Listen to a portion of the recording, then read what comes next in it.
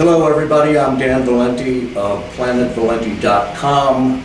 We are the sponsor of this next hour, and we're going to go down the political path once again of campaign 22. We did the sheriff's debate last week to much hubbub and great coverage. And just as we did with the sheriff's debate, today is an hour where we'll focus on the district attorney's race here in Berkshire County. And we will be posting this later this evening, we hope, barring an act of God or some technical gremlins. But it will be on tonight, and it will be on every day until November the 6th at Planet Valenti Video, my new YouTube channel, and on various social media. So we hope you can check that out at some point, because our purpose here is to kind of educate the electorate and all of the citizens who deserve a fair showing in this office, which is only the most important law enforcement position in Berkshire County. So to that end, we invited the incumbent district attorney, Andrea Harrington, and she is challenged, and her challenger is here with us, Mr. Tim Shagru, a noted prosecutor in an earlier stage of his career and one of the best known defense lawyers here in Berkshire County, and as a matter of fact in the state.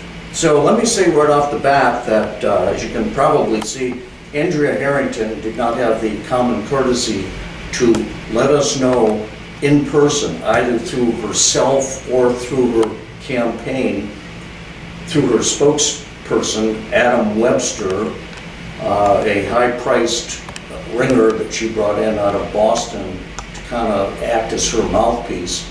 If you saw the debate Monday night at the library, you'll know why Andrea is hesitant to speak for herself. So we do have a potted plant here sitting in for her, and to show you that I am equal to both candidates and I'm not favoring anybody, at some point we will make sure we water the plant. But I do want to welcome Tim Shagru. We're calling this show Suit Up or Shut Up. And this man has the integrity to suit up. Unlike his opponent, she's not going to speak for herself, which again, I want to understand. It's totally her choice.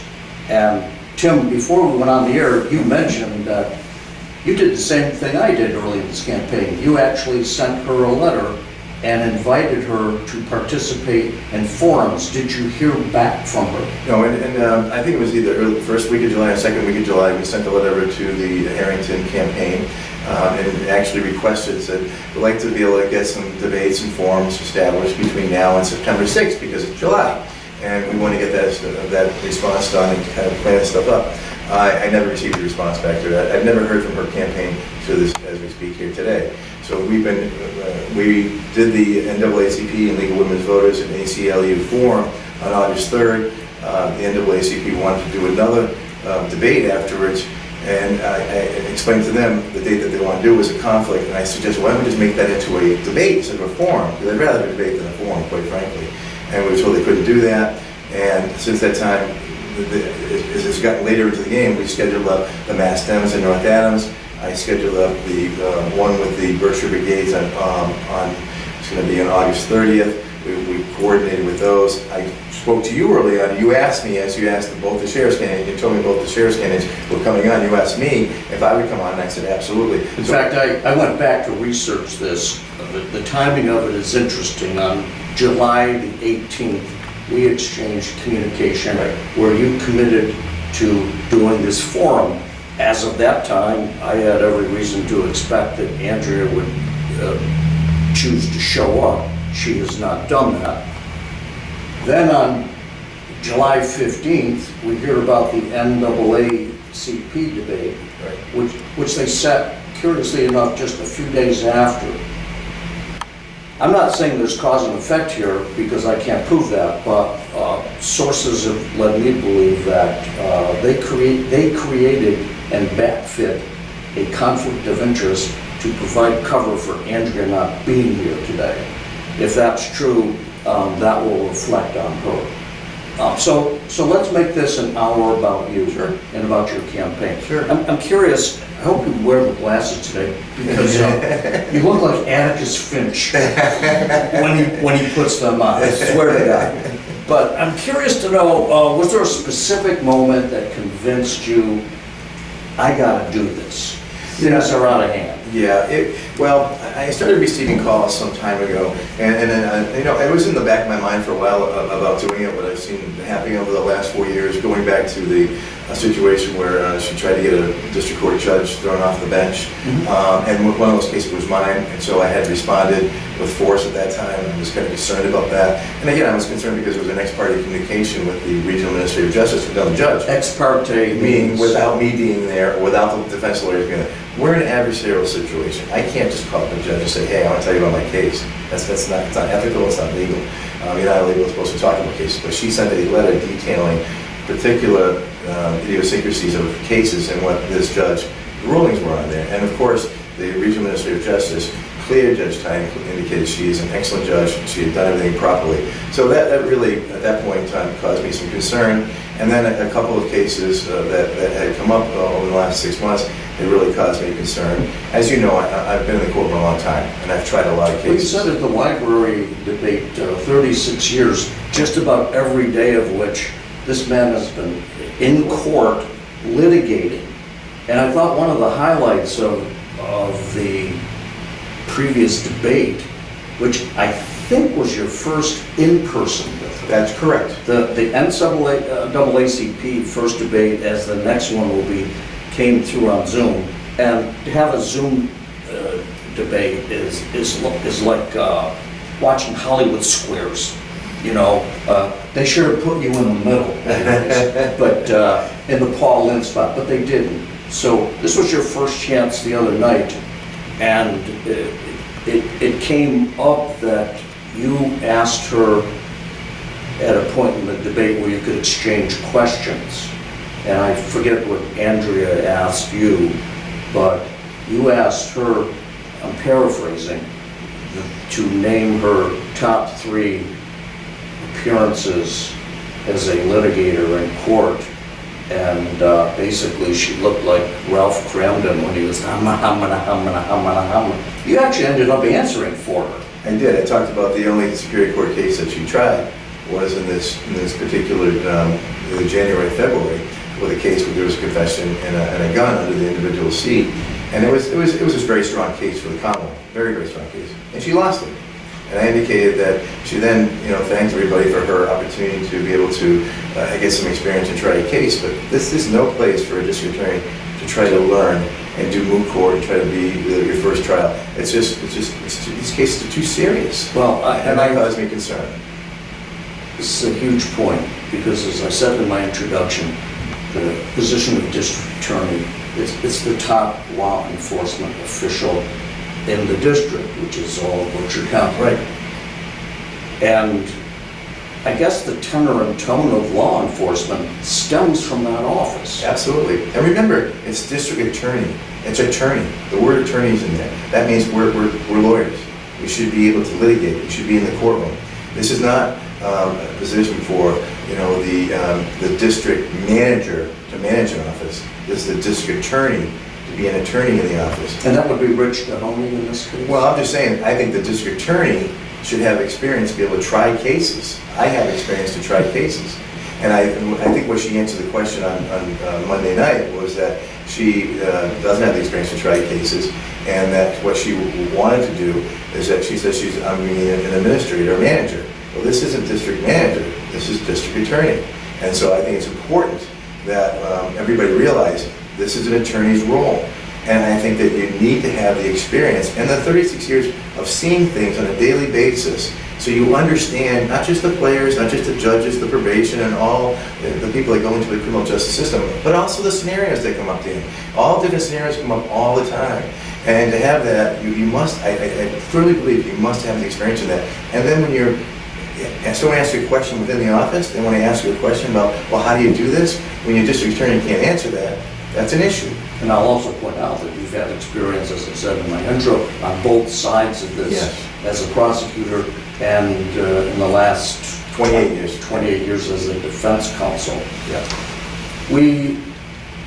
I remember talking, we sat down for coffee, and I asked you a question about management, and you pointed out that you would see as one of your key jobs, not just to appear in court, to prosecute on behalf of we the people.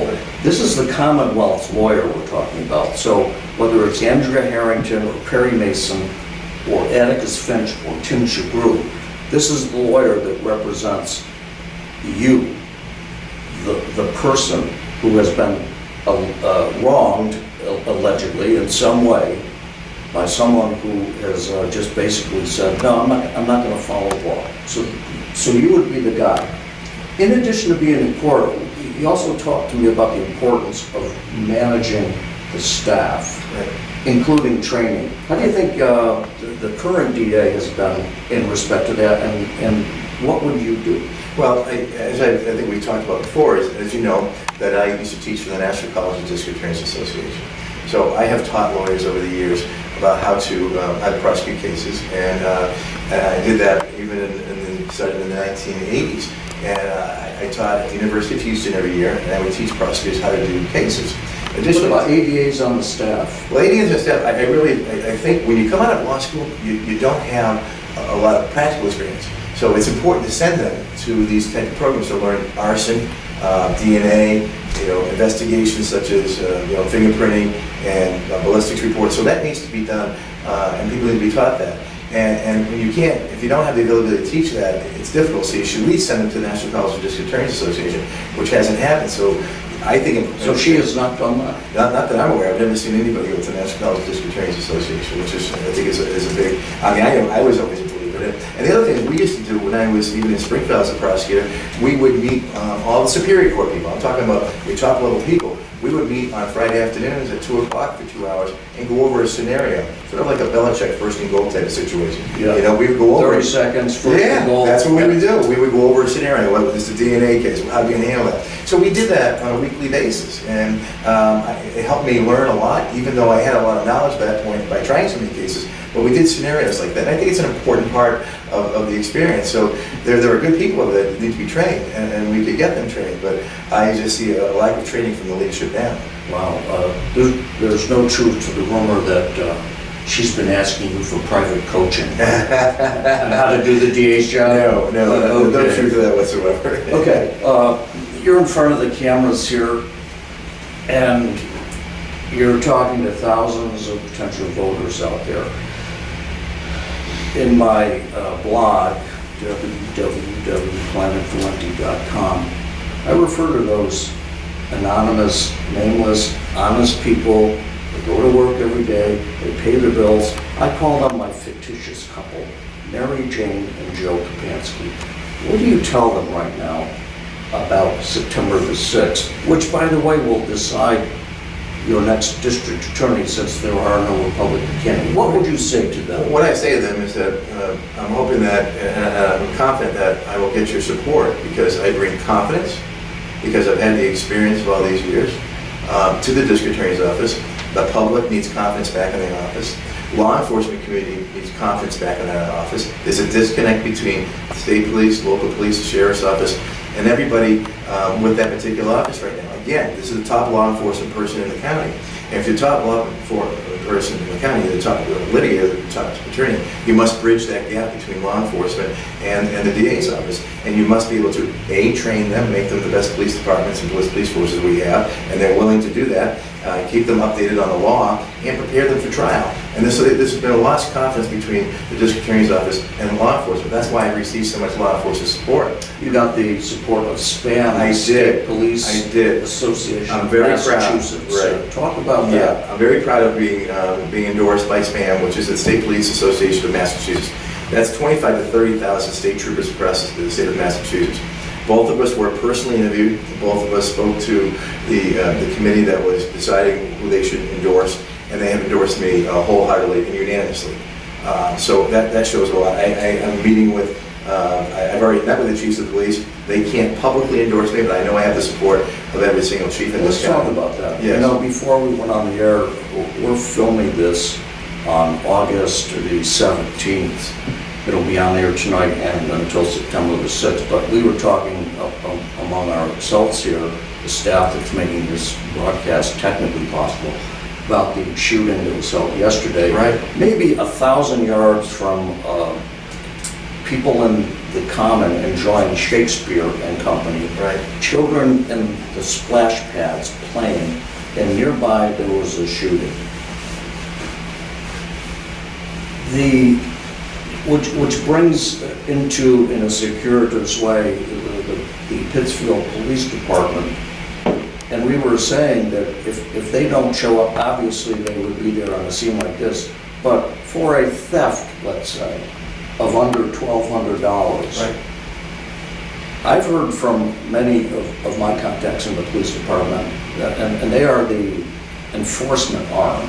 If they don't prosecute, you don't see a case to prosecute. If they don't arrest, you don't see a case to prosecute. Correct. So what is your relationship to the Pittsfield Police Department, who I would say, and I think this is a fair characterization,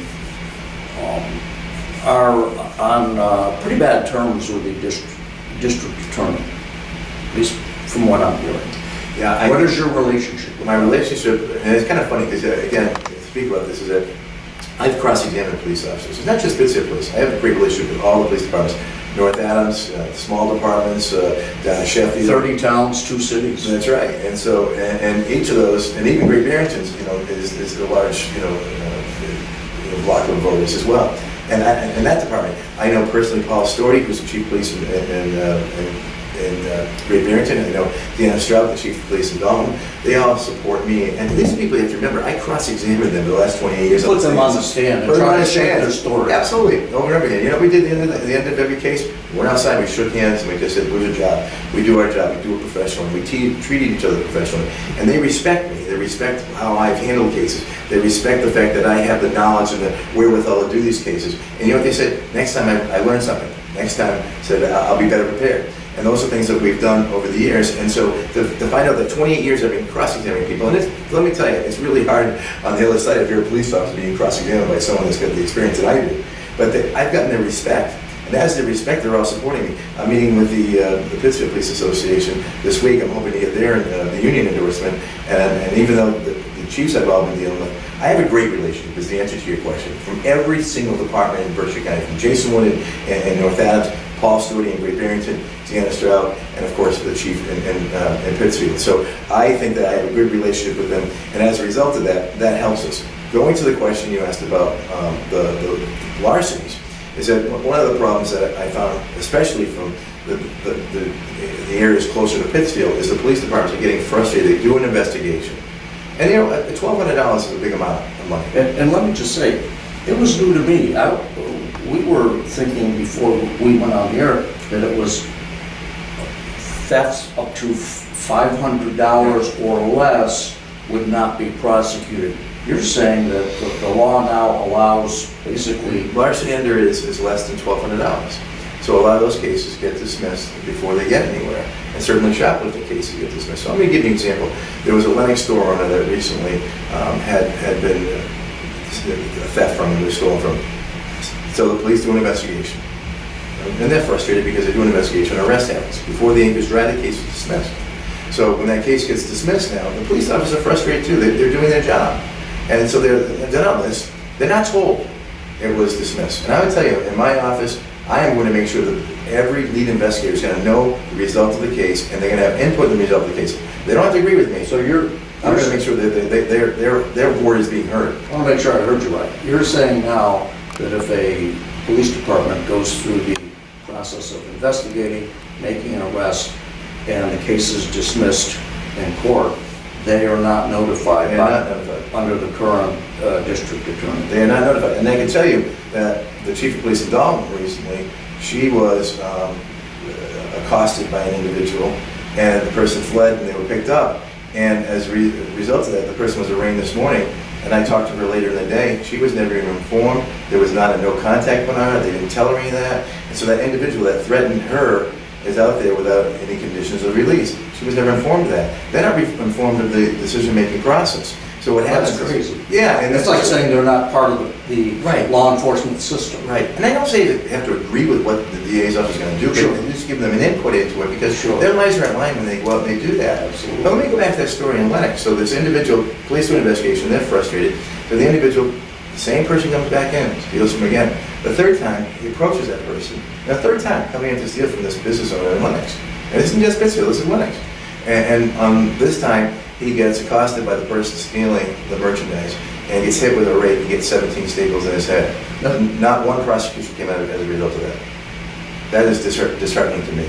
And this is what I'm hearing, Dan. I'm hearing from the store owners. I'm walking down the street and I'm talking, Steve Valenti, people they're on North Street. They're saying, listen, they're frustrated. Do you know last year alone? Steve is not my illegitimate son. I just want to clear that up right now. But I just want to point out too, is I also received data today that there was in the Walmarts in Berkshire County, the theft that's come out of the stores, just walking out the stores for these minor offenses, 1.5 million in Berkshire County. That's nearly threefold it is in the rest of the state. Over the year. That's much stuff is coming out of, and so you have to realize small business owners, a lot of small business owners, when these thefts are coming out of there, but there are two issues. They can't absorb it. They can't absorb it. And so we want businesses to come back here. And what happens is if someone steals from it and they know they're not getting caught, don't you know that they're going to tell other people that you can just go in there and take this stuff? So you have to have accountability. But the other thing is we're not doing any defendants any satisfaction either, because it could be there's an addiction problem that we need to address. Why not charge them? I'm not saying you have to get a conviction on it, but why not charge them, hold them accountable? If there's a drug and addiction problem, let's address it. Let's give them help. Let's give them services. Get them into the system Yes. where they can be treated. Yeah, and also make the victims whole, whether it's by community service or whatever the case may be. But just kicking the can down the road and not dealing with it is a real problem. And so she's misportraying what our policy is on that, and we'll talk about that in a few moments. I'd like to bring that up too, about what she's saying about trying to claim that we support the harassment and the harsh punishments that broken windows have. Oh, was that the broken windows Yeah, listen, moment? Let's talk about that. I want to give Andrea Harrington a chance to respond to any of this, see if she has something to say, but I think she's a bit parched at the moment. So we're just going to see if this helps at all. I doubt that it will, and it won't. The broken windows policy. At the library debate, she basically put words in your mouth saying you were, I forget how she put it, but you were one of these Bull Connors types. Right. We're gonna clamp down on the criminals and we're gonna do all this and that. You rebutted that, and I'd like to hear about your policy on these so-called minor crimes. I'm not a lawyer. I did watch Perry Mason 3 times each episode, that's true. But I don't think there is such a thing as a small crime. We are a nation of laws, you know all that. Right. So how do you deal with that as opposed to what she writes? Here's what happens, and she asked me this question. I don't remember every single conversation I've had with every single one of you. I'll never remember everything I said with you. And it was brought up, did you mention that you support broken windows? I did not. I was in an interview, and Bill Sturgeon had indicated that my philosophy is prosecuting small crimes, which was the policy of broken windows.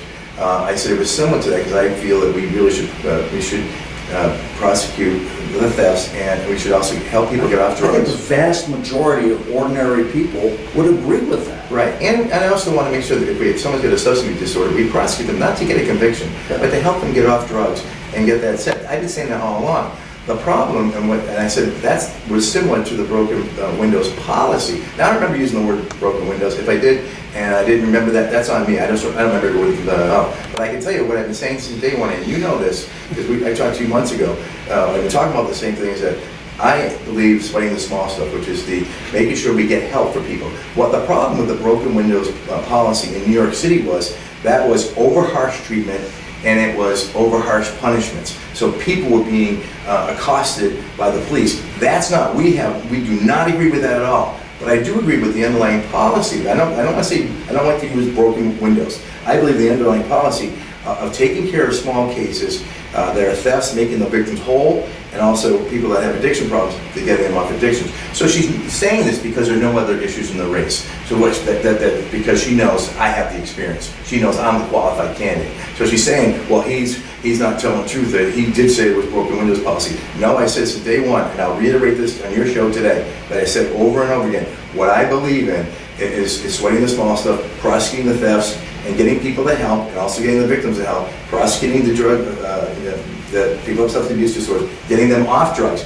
The 65 and 59 overdose deaths in the last 2 years, 65 last year, 59 year before, is leaving people with substance abuse disorders out in the community. So I think it's important we give them the help through a diversion program, which currently is available to us in court. So for her to say all that is just disingenuous, because what I was talking about was taking care of these small problems. I do not agree with what happened in New York after that policy was implemented, with what the police did, which was harassment, and that's why that has been, and they were treating people, marginalized individuals, they were treating them worse. That's not what I'm talking about. I'm talking about what was similar, and what I said is similar is I believe that we ought to be prosecuting the small cases, but differently in the fact that the punishment needs to match what's happening here.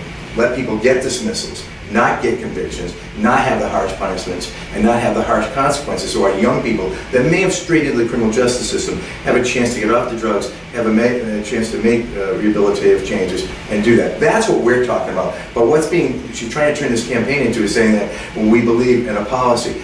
I believe in what I've been saying is I am going to prosecute small crimes and make sure that the victims are made whole, and make sure that the defendants get the treatment that need associated with that so they can earn a dismissal, and the same thing with drugs. I've been saying that since day one. Don't turn around and say that I agree with the policy in New York City that led to harassment and excessive punishments. That's not what I agreed to, and that's not what I've said, and it's unfortunate that she's reporting that and saying that, which is just not the truth. Now, I don't remember exactly, like I said, ever using the word broken windows. If I did, then I'll admit that I didn't remember using that. Well, whether you use that phrase or not, you make your policy exactly clear. That's what I wanted to do. And I don't think it's a bad policy, Dan. I think you would probably agree with me. Yeah. That it's important that we make sure that these small businesses get made whole. And again, their lives are hard enough right now. Oh, yeah. With inflation, with their COVID. Yeah. And instead of doing what we can to help them out, this has been disastrous, as you pointed out.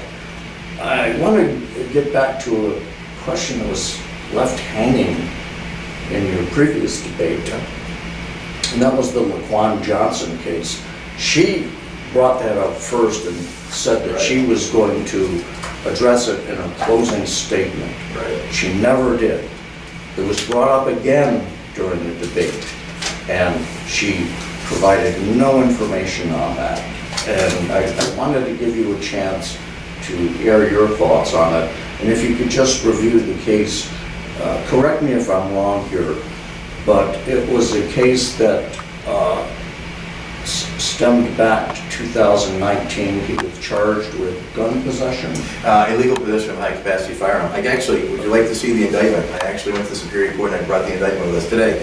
This is Laquan Johnson was charged. It was actually, I believe it was, the document was a 20 case. I think it happened in 2020. Illegal possession of a firearm, which is under Chapter 269, 10A. Okay. Now let me explain what that means. It means to be illegal capacity. And if you go on, you can read the body of it, that he was, in this particular case, he was under control. I'll read this, is that the defendant knowingly had in his possession and knowingly had under his control in a vehicle a firearm. This was a Sig Sauer 380 with a serial number, which was in his possession, and it was in violation of Chapter 269, 10A. So he goes to court on these charges. Yes, and so I understand he was involved in drive-by shooting, but this is what they were able to charge him with. There wasn't enough evidence on the drive-by shooting. I don't know enough about that particular case, but I knew that he was charged with a high-capacity firearm. So on December 1st of this year, then he went to court for his case, and I have a copy of the plea form.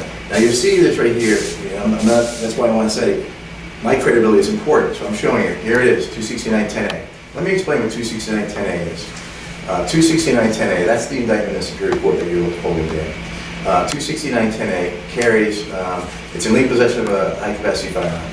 It carries with it a minimum mandatory 18-month House of Correction sentence or a 3.5-year state prison sentence. It's a felony.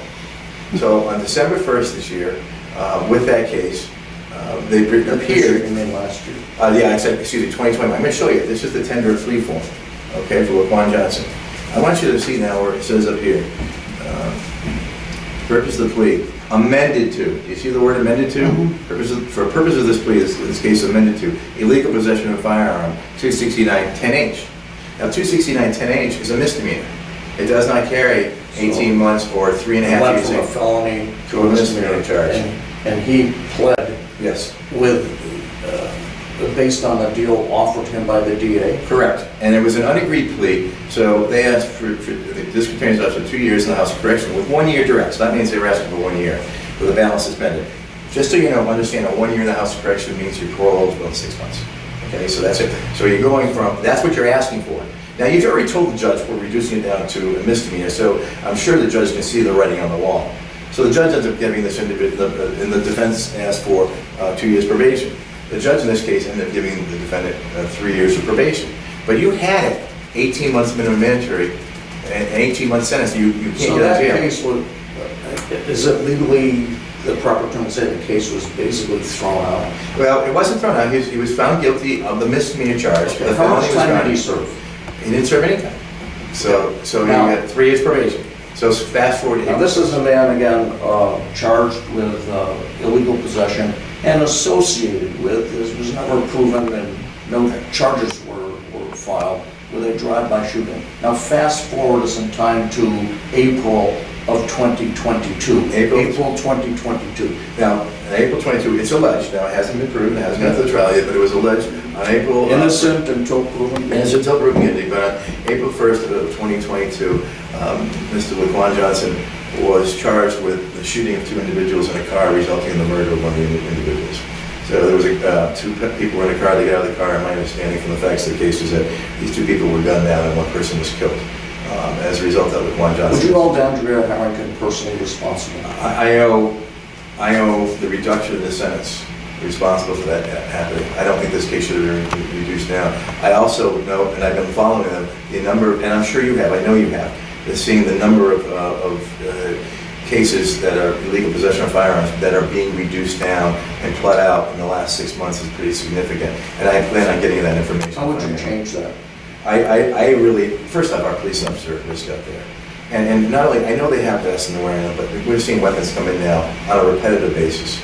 We have 16 shootings since February now, so our police officers are put at risk. There was one yesterday. Yesterday. August 16th. Absolutely, and in a marginalized community, and in a tough area where poor people live, and where people can get hurt by crossfire. So it's very significant.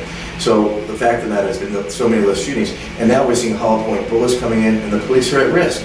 So I really don't think there should be ever, if someone has an illegal possession of a firearm and it's involved in a criminal activity at all, like this particular case was, they ought to go to jail, plain and simple.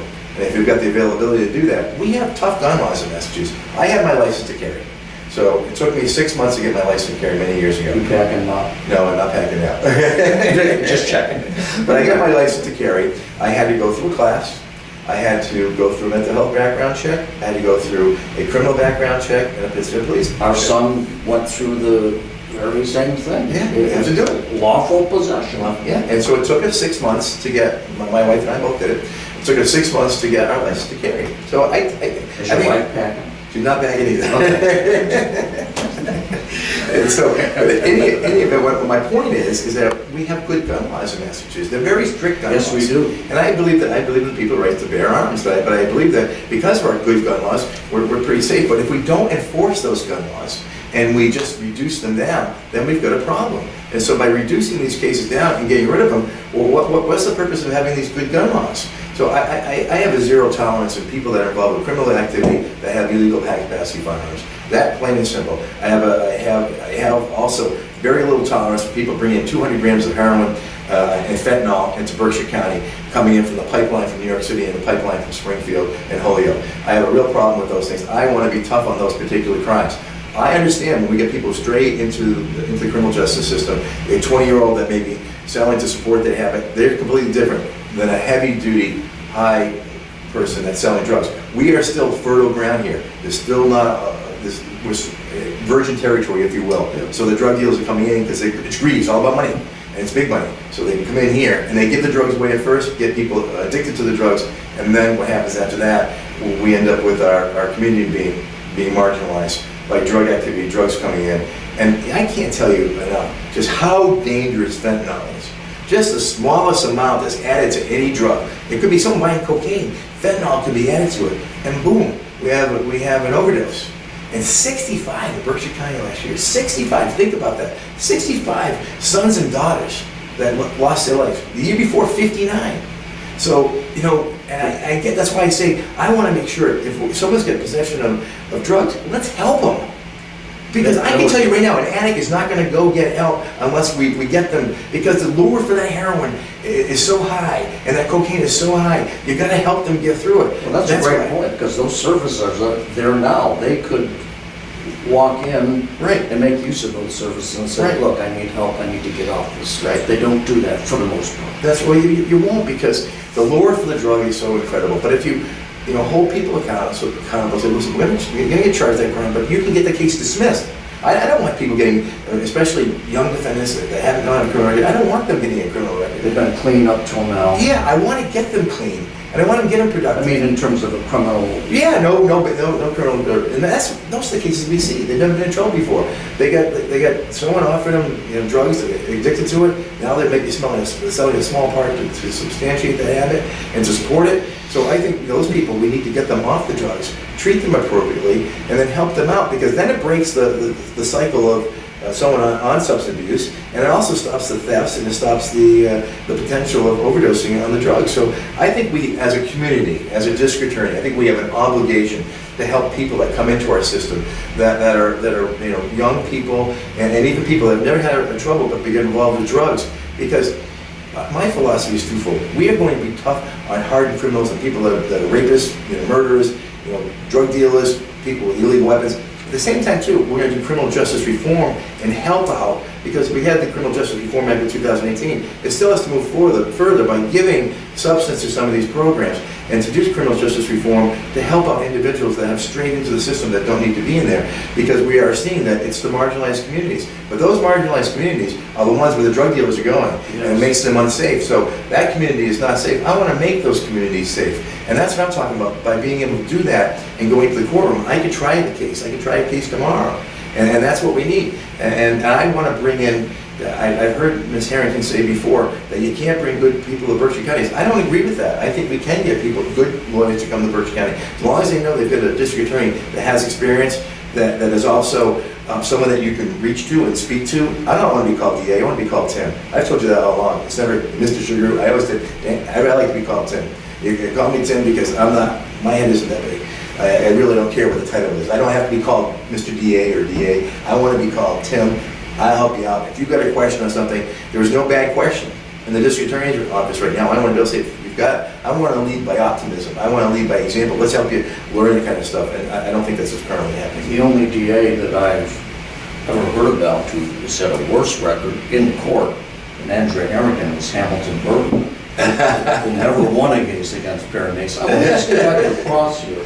Tim, I noticed you wear that on all of your appearances. I've always had, in fact, I have a tattoo of it as well. So where? Right there. Okay. I'm a spiritual person. I'm a Catholic. I don't I don't go to church regularly because I had issues when I was prosecuting child abuse in the 80s and 90s. So I lost a little bit with the structure of the church, but I'm a spiritual man, and I believe in faith. Many Catholics have. Right, but I believe in faith, and so it's a big part of my life, and so I remind myself that every day, because when I was brought in as an ADA in 1986, so many years ago, 36 years ago, we were sworn in to do justice. It wasn't about winning and losing cases. And if you ever see my office, you see on my desk, I have a lady justice sitting over my shoulder the whole time about the balancing act and about truth and justice. That's what it's all about. And this is about my faith, and my faith in humanity, my faith in people. And I think I'm an optimistic person. How do you manage to stay idealistic after 36 years in the courts and seeing really the worst of human behavior. You do. I can tell you, there's two different aspects of that. One, when I was a prosecutor, I could never make the victims whole. But I dealt with children. I dealt with one child once. He was 7 years old. There was an immersion burn. He was put in hot water, boiling water, and he lost all the skin on his legs. It was an awful case. So it's very difficult, and that's why after 9 years I decided to leave. But I saw the strength and the courage in his boy's face. I put him up on my chair, and unfortunately I had to take pictures. This is the old days when we didn't have so much good equipment. Take pictures, and he's crying, and I'm telling him it's okay, and he's going to have to face his abuser in court, the person that did this to him, which was his uncle. And I saw the strength that came from them, and that just gave me so much passion that this is what we need to do. We as a community, we as a society need to help out children like that. So that brought my optimism back, and the fact that this little boy was willing to stand up to that individual. He never had to testify. We got a conviction. The individual did 40 to 60 years in state prison. That's the most powerful story I've heard on this whole campaign, really. That's what's the problem. We don't get a chance to tell these stories because there's not a Well, that's why I wanted to do this hour with you, and in all fairness to the DA, to show a different side than what you can normally project. Right. Let me just go back to this one thing. I was talking about, that's the prosecution side. So when I left that, and I left that because I saw so many, I can't even tell you the stories that were so horrifically bad that I saw what people did to children and to women, because I prosecuted rape cases as well. And so what I saw, the degradation and the inhumanity that was done to women and the strength that they had, and I said that's why I had to spend the time and the tools to make it easier for them. That's why I started the Kids Place, which we can talk about in a little while if we have enough time. But the second issue you were asking about, the optimism. When I became a defense lawyer, and I saw on the other side, and the families, and the addiction, how to get people off that, and the rewarding nature of getting somebody clean from drugs and getting them back to work, and then seeing them years later. In this campaign, we have, as of today's date, raised $119,000. So this is from all various donations throughout the county. A lot of the people that say back to me, thank you, Tim. Thank you for running, and thank you for what you did to me by getting me off drugs. There was an individual you'll see, I think, on one of our flyers that you probably received in the mail. It was a black gentleman, that was a person of color that had, gold teeth on a grill on the back of my flyer. I was up at the, it was funny. Miss Harrington walked by him, he's got his gold teeth. I walked by, he shook his hand, and he goes, Mr. Sugar, you don't remember me. I said, I've seen so many people, I really don't remember, because 12 years ago I was on drugs. And he said, you got me clean, you got me off drugs. I now have custody of my 2 little boys right here. And he goes, you know what else is? I went to BCC like you told me to do. I received my sous chef degree. I am a sous chef at the Williams Inn. He might have been one of my students. He probably was, but he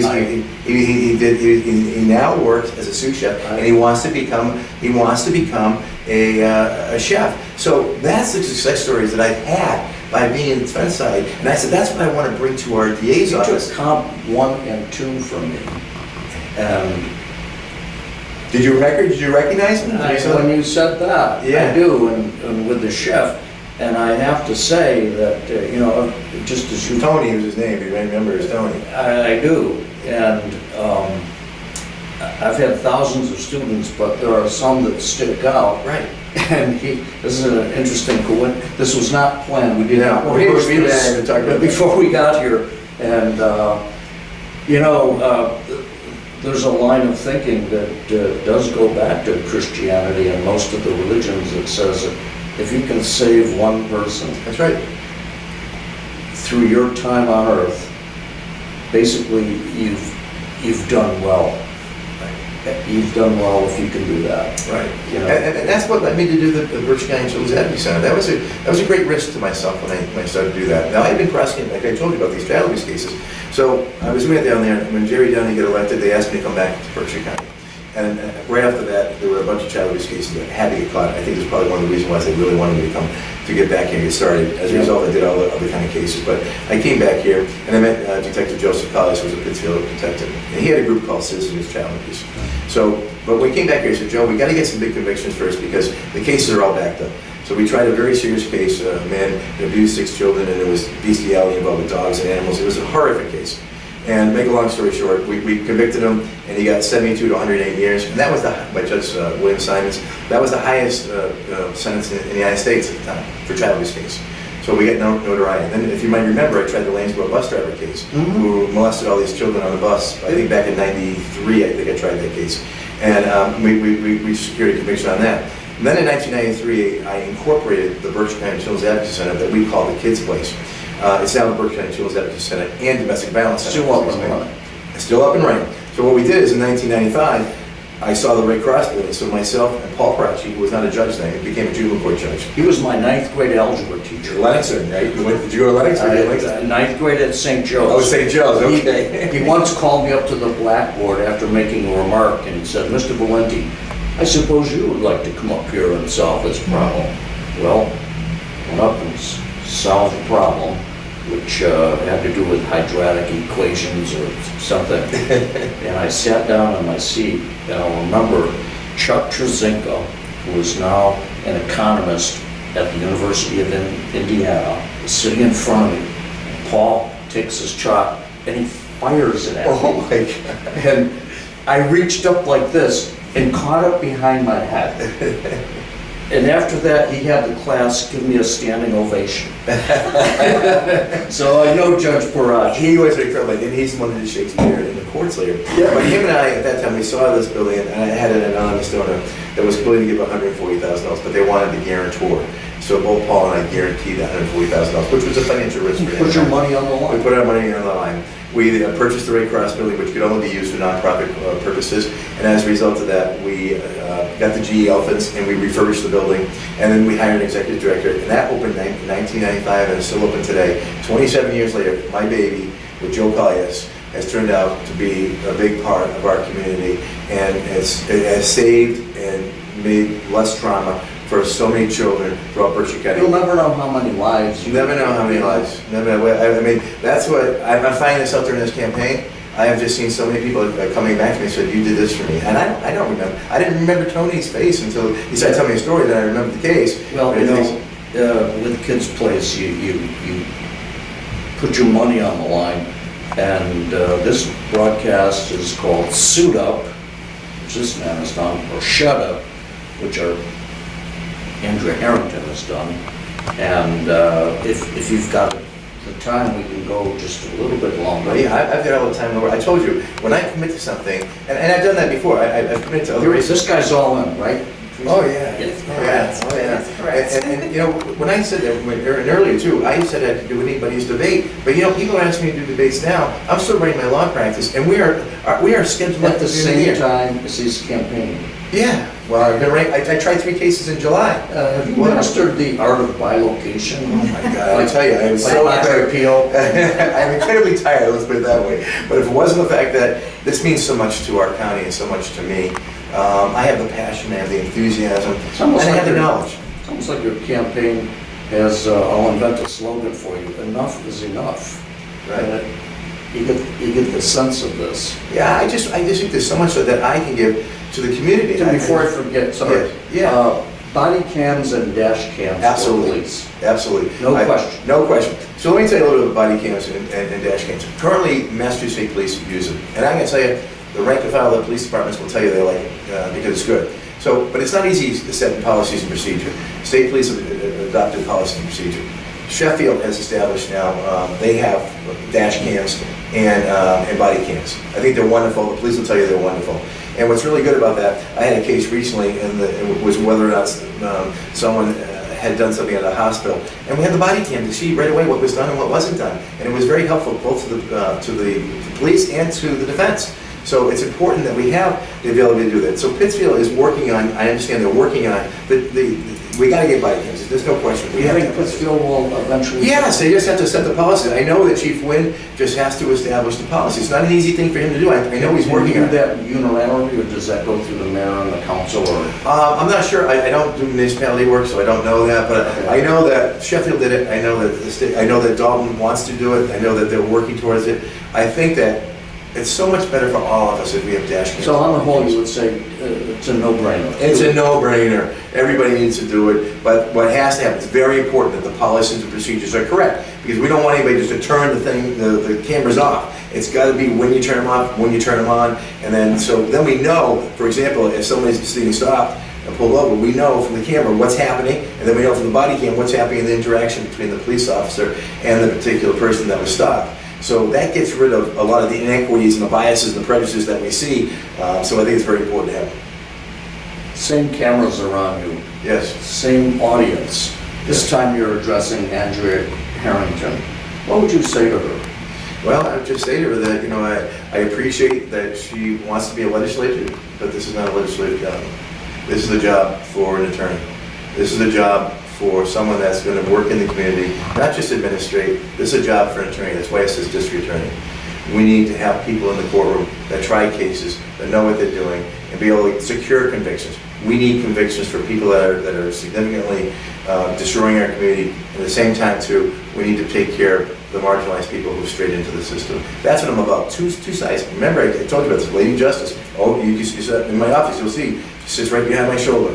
We balance both things. And so, to me, that's most important. What's important. It's about. I think this is about me. I think I offer the best services for Berkshire County as your district attorney. That's why we say Chagru for you, because I'm here for you. I'm not here for everybody else. I'm not here to go anywhere else. I'm 62. I'm not moving away. I plan on doing this for the next 12 years.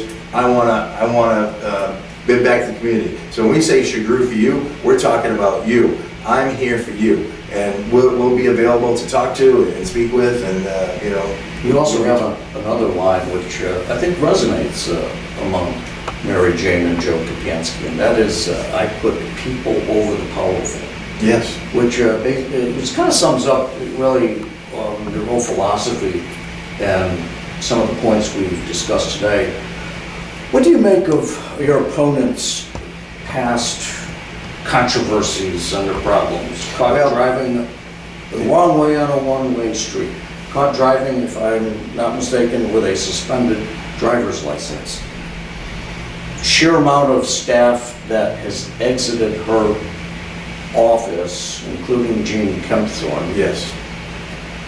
It goes on and on. The hits for Andrea Harrington just don't seem to stop. Well, the Williamstown rape cases, right, which she made a big point of during the last campaign against Paul Keckeville. What's your take on all that? Well, first off, you look at the history of the administration, what's happened with 75% of the people that were there under Keckeville's leadership are gone.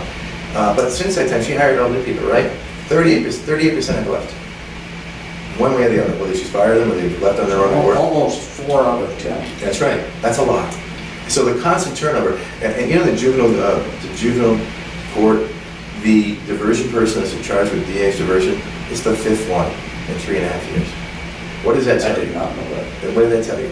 So that's what does that tell you? It tells me that I think that you need to lead with optimism. I think you need to lead by example. I need to lead to teach people how to do the job so they don't, when people come in there, if they can't do the job because they don't know, you need to help them and teach them. I don't believe in just walking around and dealing with an iron fist. I want to help people. I want people ask me questions. I want to be able to, I'll give you the answers. And there's no wrong question. And I think that's unfortunately what's happening over there currently. And I want to be able to come in there and lead. I think I'm going to attract a lot of good people here. And the other thing is, I want to. You're going to attract your daughter. My daughter, unfortunately, my daughter's a prosecutor in Salem, and she's been a prosecutor for 5 years. And the funny part is, she grew up at the Kids Place and saw it develop everything. She is now prosecuting child sexual assaults and rapes in Salem Superior Court and doing sexual. You have to be proud. I'm very proud of her, and she also, I respect the fact that she doesn't want to be underneath my wing, and she wants to cut her own teeth. And that says a lot about her. It's like following the Beatles on the Ed Sullivan Show. The next act. She's niching her own career. Yeah. It says a lot about her too. It says a lot about her. That. I hope that someday she will come back. But she's, here's another problem at Berkshire County. We're not attracting people here because this is a 30-year-old woman that would rather be closer to Boston because that's what is attractive to them. There's things for them to do. There's not a lot for a 30-year-old woman to do here. And she's just a very strong woman, and I'm proud of that. And she's done a great job. I wish she would come back. I would love to have her. She's one hell of a prosecutor, but she wants to make her own mark. In a previous forum, I think it was, you made a point of a client of yours who was held, a woman who was held for 120 days, primarily based on the, I don't know if it was the testimony or the actions of what you call a rogue cop. Right. Who was that cop? That cop was Brendan Polidoro that was discharged as a result of Some charges that were, some investigation from Blainsville Police that led to his discharge. This was an individual, I did not represent her initially. She had an anxiety attack. She was charged with an OUI up in, I think the first one was in Pittsburgh, the second one may have been in Adams. I may have them reversed. But in any event, this person was sort of following her around. And he stopped her. The case was eventually dismissed, and he was discharged. But he stopped her, and she had a panic attack, an anxiety attack, stopped her allegedly for OUI, but the reaction that she had was because she was being stalked by an individual, and that person was since discharged, that police officer. But what was disconcerting about that is I didn't have the case beforehand. So the district attorney's office had moved because she had originally charged with an OUI. And a second offense OUI doesn't really carry jail time. It will carry 2 weeks in a rehabilitation center, so it doesn't really carry jail time. I really see a second offense person go to jail. Mm-hmm. So she was charged with a second offense. The DA's office moved for a bail revocation, and she was held as a 23-year-old young girl with no criminal record for 120 days. And as a result of that, it was awful for her family, awful for her. So her family scraped up enough money to get me involved in the case. I found out what the whole situation was, and we cooperated with the Waynesville police when they did an investigation into that, what I considered a police officer that was causing my client some difficulty. He was discharged, and the case was dismissed. And so here it was, this woman did 120 days in jail for nothing. And you know, that's another example of some of the things that I really am disillusioned by. Is that part of the law that the person can be held without any disposition? Yeah, there's two scenarios for that. One is if you violate a bail condition, they can hold you for 120 days. And also the dangerousness statute, which can hold you for anywhere from 4 months to 6 months. And what has been happening is that in 2018, we did criminal justice reform, and the criminal justice reform, not Andrea Harrington, the Criminal Justice Reform Act changed that we shouldn't have cash bail if people can't afford it. So that's what the law is now, unless under extreme circumstances where there's no assurances they'll come back if you put them on a scram device, or you put, which is a breathalyzer, or if you put them on a GPS device, that they still won't appear, or that no amount of cash bail will keep them from coming. Well, where were the extreme circumstances for this woman? There was none. I mean, the fact of the matter is that she was charged with a new offense when she was out on bail. I understand that, but there were other circumstances they could have done. They could have given her a scram device, which means that she would have blown into this thing to show that she wasn't drinking, and during that pendency of the time. I didn't represent her then, so I can't say what happened, but I know that she was held in jail for 120 days, and I eventually got her out, and I got that case dismissed. So, but again, that was what was disconcerting to me. And again, the reason why I'm running. I'm not here to bash anybody else or talk anybody bad about anybody else. I'm talking about what I did during the campaign. I can't say the same for the other side, and in the papers, myself and my website felt the brunt of some of that. Yeah. And it just goes with the turf. You know, that's not my personality. I just, no. You know, again, I believe in what's right, and I think this office carries such a significant credibility issue and everything else, and that's why when she's attacking my credibility, it bothers me, because she's misportraying some things that are happening which just aren't true, like that broken windows thing that she's trying to say. That's not true. I've said all along what my philosophy is on theft cases and on possession cases, and we've never once endorsed, again, any type of harassment and extreme punishment that the broken doors did in New York City. What we talked about was that the broken windows philosophy of trying to sweat out the small stuff and take care of larceny crimes and possession of drug crimes, but not do it with harsh punishment, do it with rehabilitation. So that's a big difference than the broken windows that they're talking about. Is the policy similar? Sure it is, but not how it's implemented. That's what's different. But she's running around saying that I'm not credible, that I changed my story. That is absolutely not true. It's the first thing for the truth. We thank you for amply correcting that record, which again has been brought up. I think in an attempt to smear and distort your record.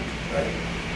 Well, let me move on and just ask you about the Kempthorne incident. Gene Kempthorne, a respected attorney, was brought in by the district attorney early upon taking office, and she disagreed with Andrea Harrington over the release of what Gene Kempthorne, who is an expert in this field, said were public documents. Public documents means that we, the people, should have access. Right, transparency. Andrea ordered her not to release those documents, and Gene Kempthorne, to the credit, resigned. What do you make of that? Well, I've gotten to know Gene Kempthorne since I announced that I was running for office, and I got to tell you, I don't know if I've ever met a more brilliant individual than Gene Kempthorne. I may be a good lawyer, but she's a brilliant individual and a brilliant lawyer, and she's got high standards, and I think that's wonderful. She supports me now. A lot of the progressives in the past that Andrea had with her, you got Mary O'Brien support me. Mary Kay O'Brien, Linda Tyler is not supporting Andrea this time around. Tricia Farley-Bouvier is not supporting Andrea Harrington this time around. Tom Satchov is not supporting Andrea Harrington this time around. We could go on and on. And Sherry Guernsey, he was a progressive. She's Sherry Guernsey. strict up a progressive, and that's why she's trying It's like to. they sense the ship going down and manning the lifeboats. Yeah, well, the issue is that my philosophy is more progressive than hers, and that's why she's trying to say that we endorse other policies that just aren't true. So that's what she's trying to do. She's trying to knock it down and make a collateral issue of something that doesn't exist. We believe in a progressive policy with teeth to it.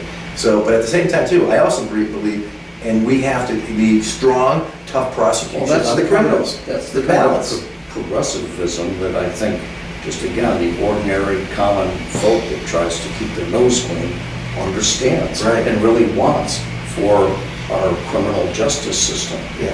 What we have now, just the evidence every day with incidents upon incidents, many of which do not make the papers, happening on a daily basis in Pittsfield, Right. throughout the county. Right. And it's just a tremendous erosion of that term quality of life. Right. It means something. It really does, and I'm seeing it.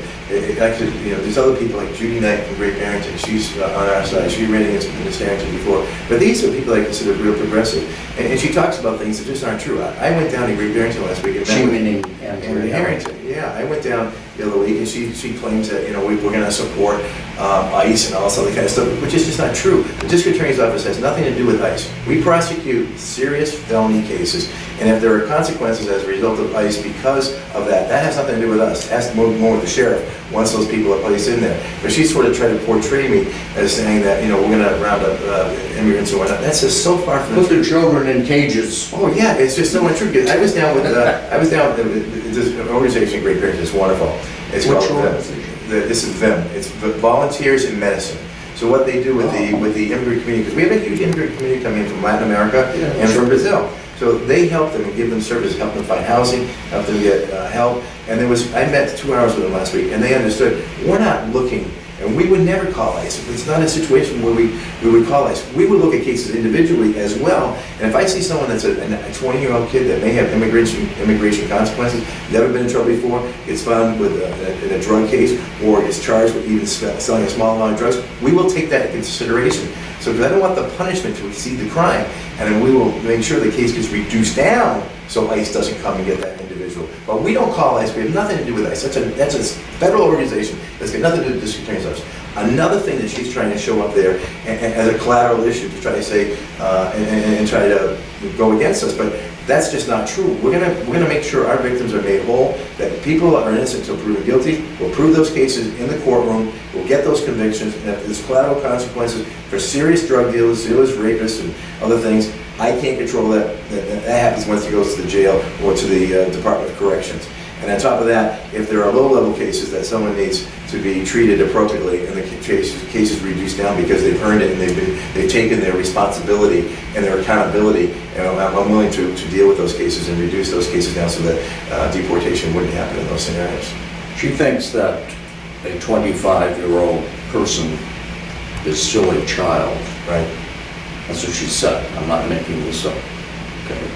Do you agree with that? I agree that a child's brain, and I've done a lot of research on it, a child's brain develops as they get older. How do you define a child? I would say the mental intelligence to be able to make adult decisions is probably the best way to say it. And we do know that 18 and 19 and 20-year-olds haven't fully developed their brains. We know that. And then so. What about 25? Well, that's a different area. So I don't know the research on 25, but I know that 18, 19, and 20-year-olds, that is very significantly that the development hasn't reached that age. And then it is maturing after that. I think 25, maybe, according to the research, the cutoff when someone has actually, the brain is fully developed. I don't know 100% of that empirical data, but I know that 18, 19, and 20-year-olds, I would agree that a lot of them aren't, and that's why we've changed the juvenile justice system to deal with those people individually. And in this talk afloat about someone gets charged with murder and those things, about whether or not this parole should be allowed for them. You remember from your Catholic training, I think, Catholic Church, I think still teaches that we reach the age of consent to be able to make a decision of our own free will without coercion at the age of 7. Now, at 7, right? Am I right? Yeah, that's what they used to do. Yeah, listen, I went to Catholic school for 6 years, so Yeah, when you see your knuckles. Yeah, I know. See all the bends and everything?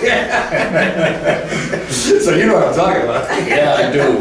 Although I must say that I had a good set of sisters. Yes. They were the Venerini sisters at Our Lady of Mount Carmel School, K through 8. And then I did a year at St. Joe's. But I You did a year. I did a year, yeah. And then they let me off with bad behavior.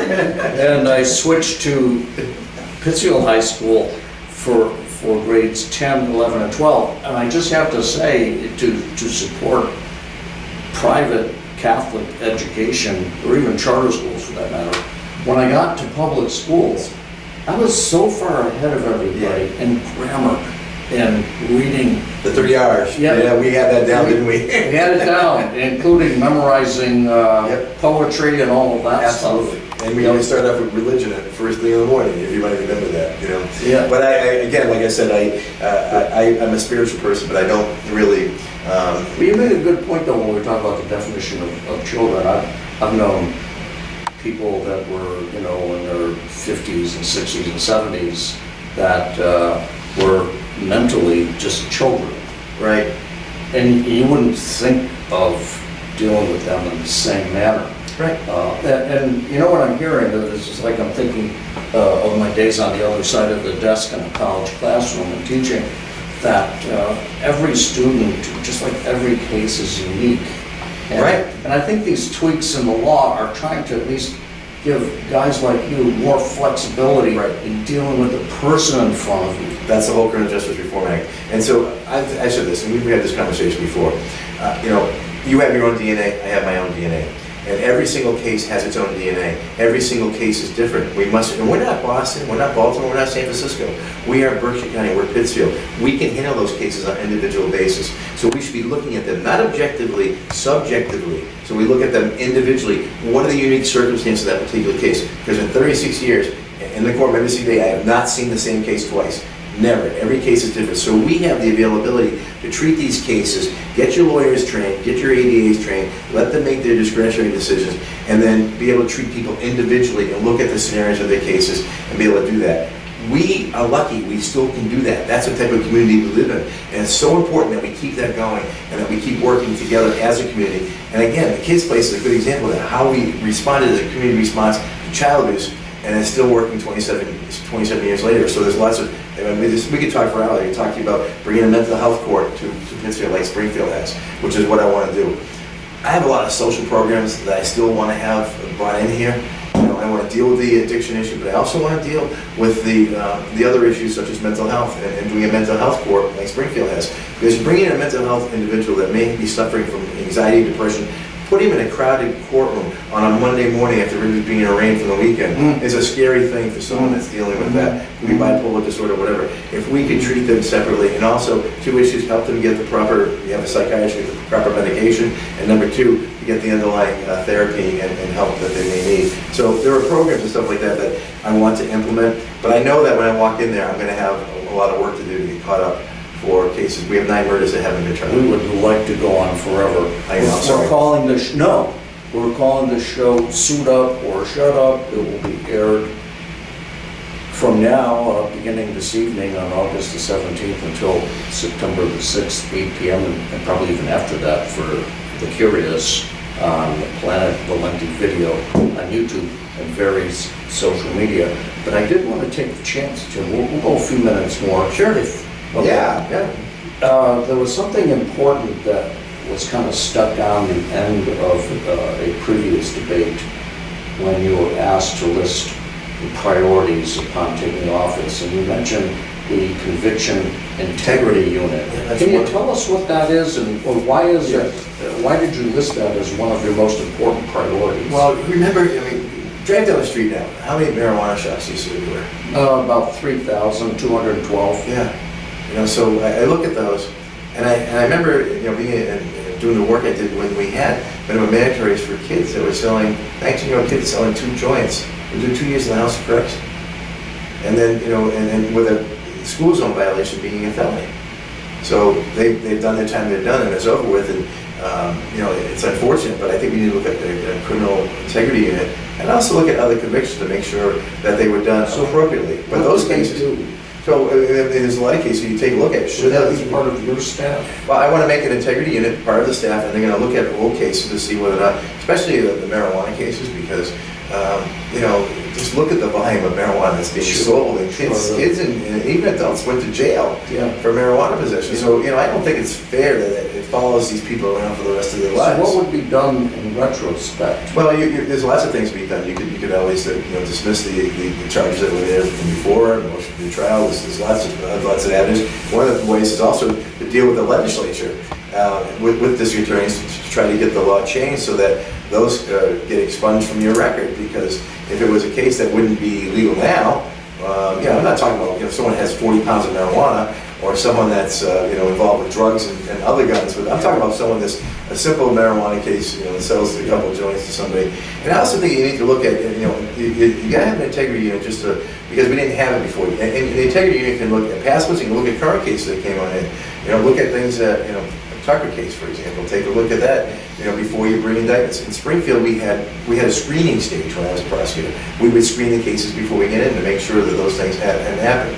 So not only in retrospect, it's prospective too. Yeah. Prospective. Yeah. So you take a look at, you're doing the right thing. Screen these cases out, and take a look at it. But I'm hoping there'll be less of that if I get people that are trained and able to handle these cases and then take a look at it and make those decisions without having to do that. So you start with a clean slate.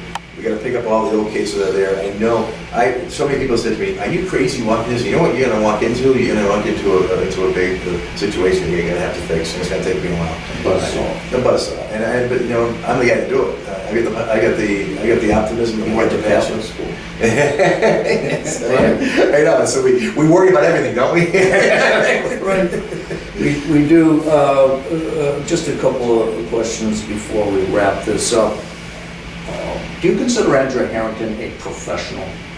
Oh, I don't. I mean, technically she is, but just... I don't like to put labels and terms on people. And I'm going to go back to the golden rule. If you can't say nice about somebody else, I don't want to say it. You know how that's helped. You've known me for a long time. We've known each other 20 years now. Yeah. And not, I haven't always liked. First time he ran, one of the first media appearances was on my radio show. It was probably one of the first ones, and that particular race was, unfortunately, that was a situation where the governor had appointed David Capeless. So, but David and I had a congenial race, as you might remember, and we shook hands, and I was racing. It's a lot different than this one. Oh, a lot different. Of course, politics is much different. Exactly. Today. But I was running on a social policy form of getting rehabilitation and the things that we now are seeing happen. But I ran on that in 2004, as you might remember, and I don't think our county was ready for it yet. And I was up against the wall because he'd been appointed by the governor, much like what happened when Paul was appointed by him. Well, so I was at a disadvantage, but it wasn't as. I remember making the prediction after That's right. that this guy's going to be around again for this office, and kind of you made that come true. I guess we can wrap this up, and I got to ask you for one favor. Sure. Put on your glasses. You want to see me as if I'm reading notes? This is Atticus. This is how I am in the courtroom. And do they teach you in law school that when you're making a point to go, And so, I didn't have glasses until I hit the age of 50. I mean, I have contacts, but now that you say it, I do kind of like doing that. it's a dramatic moment, I'll I tell do you. like pulling them up, you're right. And the other one's just kind of like, you know? Yeah, the thoughtful, That's right. meditative. Unfortunately, it's because I can no longer see, and I have to use reading glasses anymore, which is the unfortunate part of it. But, Well, you know, we all get old, Dan, don't we? Yeah, we do. You have that authoritative look, though, when you're like this. You know, it just works well on you. Yeah, Tim so it's Shagru, good. we're gonna wrap this up. It's been a lot of fun, but it's also been, I think, most informative in the goal of having this, I'm not sure what to call it, a conversation more than Yeah, it is. anything else. And it was to include your opponent. She decided not to do it. We have no other choice but to respect that. It speaks for itself or doesn't. And we'll let you voters decide. This man is flying Mach 3 with his head on fire, knocking on doors, appearing before any group, small or large, in an appeal for your vote, and vote for the person after you compare and look at similarities and differences. Cast your vote on September the 6th, because we'll reinforce this again. On September the 6th, you're electing a district attorney. There is no Republican opponent. Yeah, we're both Democrats, so I gotta be clear, because she keeps saying, portraying myself as a right wing, which is absolutely not true. I'm a true blue Democrat. I've been voting in the Democratic Party since 1978, and I have barely missed an election.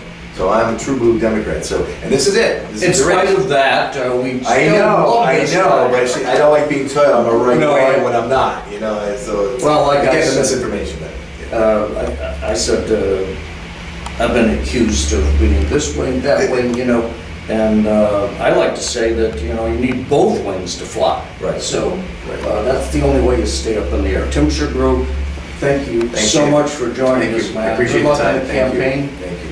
I'm Dan Valenti. This has been Suit Up or Shut Up. It will be available on our YouTube channel, Planet Valenti Video, and on social media. On behalf of Tim Shagru, his lovely wife, Teresa, Joanne. Joanne, confusing you, pardon me, and our magnificent staff and crew. I want to mention my wife, Lisa. Thank you, everybody, for joining us, and make sure you get out there and vote on September the 6th. So long, everybody.